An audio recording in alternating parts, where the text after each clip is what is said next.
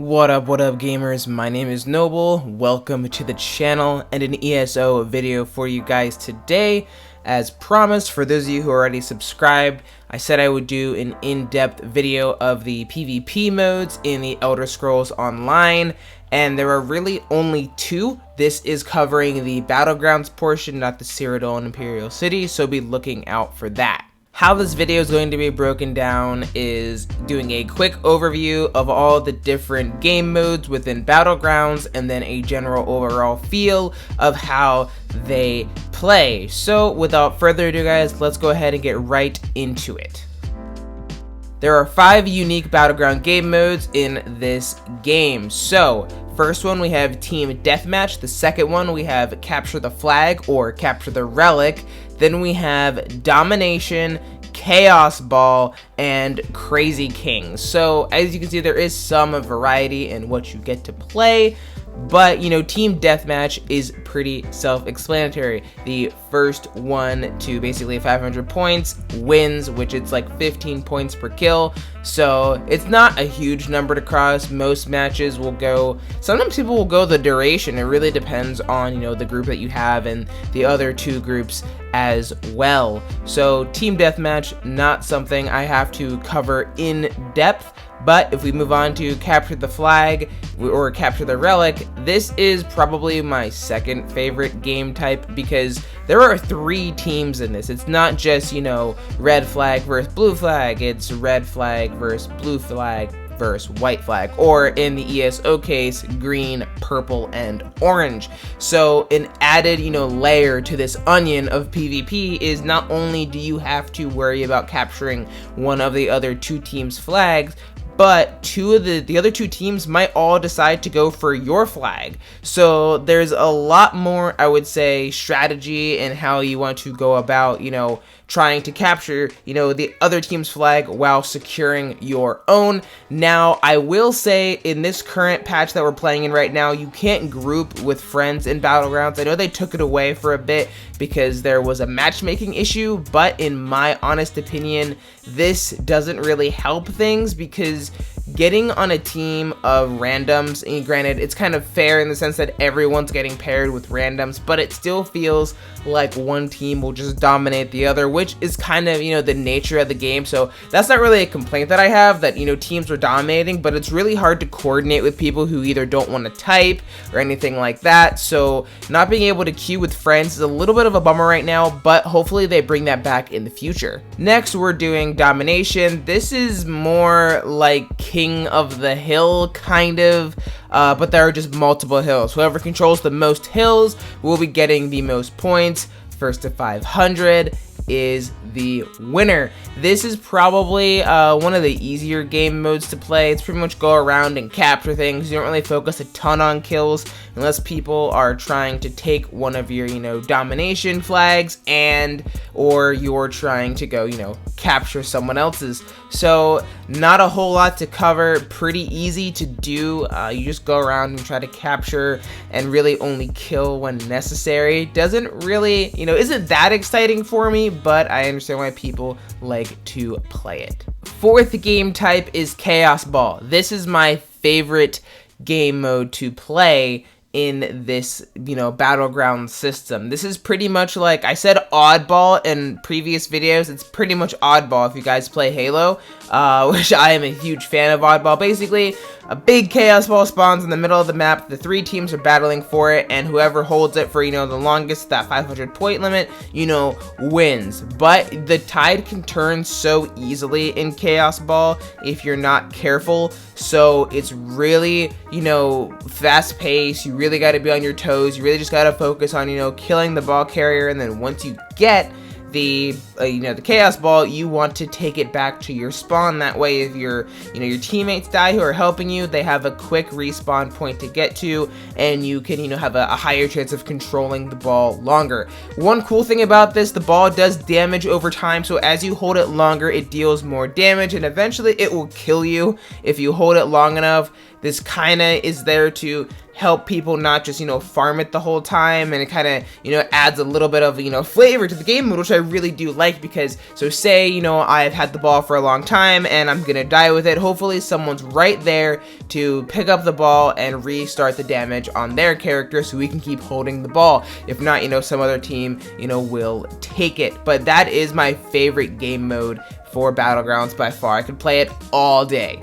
Last but not least, well, in my opinion it's least because it's literally my least favorite game mode, and that's Crazy Kings. It's basically domination with a twist. So different points will spawn throughout the map that you have to go capture. At one point in the match, all of the flags will be available for capture, but they'll also be disappearing as well. So it's about not only controlling as many, flags as possible, but making sure you can control them long enough to get points. You don't really want to go for a capture point that has this little, like, ticker symbol around, the floor of the flag or the base of the flag, and then oh, I'm not gonna get a lot of points for it anyway. It doesn't even, isn't worth going for. So, like I said, domination with a little bit of a twist, not my favorite. It's really hard to coordinate, like I said, without being able to, queue with your friends. That's really, really frustrating to me.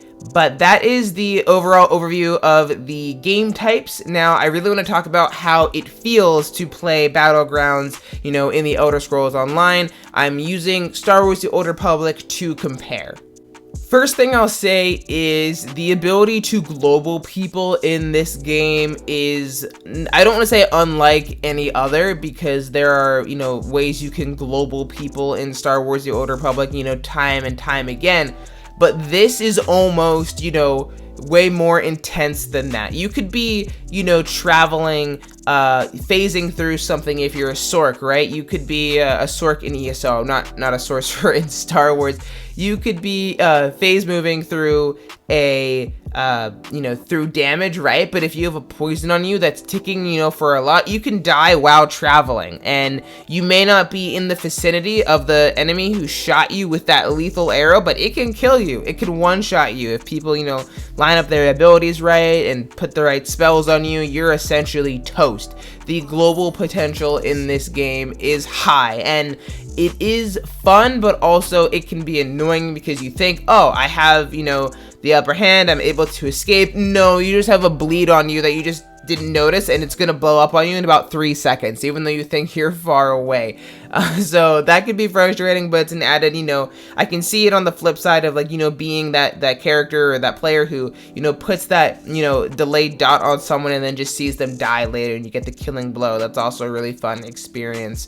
But that is a feature, not a feature, but an element to Battlegrounds. It's pretty high in its global potential. Healing in this game is different from that of Star Wars: The Old Republic, meaning, yes, healers can keep you alive, but eventually I don't think they'll be able to just keep up like they do currently. So it's one of the things that I found to be a nice, refreshing taste, because if you have watched my Swotor streams, for those of you who, have been subscribed and who are still watching this video, right, you really don't die if you have a dedicated healer. Even with DPS on you, you probably can stay alive with a really good healer. So no matter what, you probably are gonna die simply because that with ESO in the Battlegrounds portion, right, you have 3 teams. 3 constant teams that are, just going at each other. So you could be fighting one team and then the other team is going to come and try to third party, both of you guys. So it's a lot of damage that you can't control and sometimes don't see coming, and it can take you by surprise, which is a fun element, can turn the tide of a lot of matches. But also sometimes you could be on a really good roll and then just get absolutely obliterated by the third party team.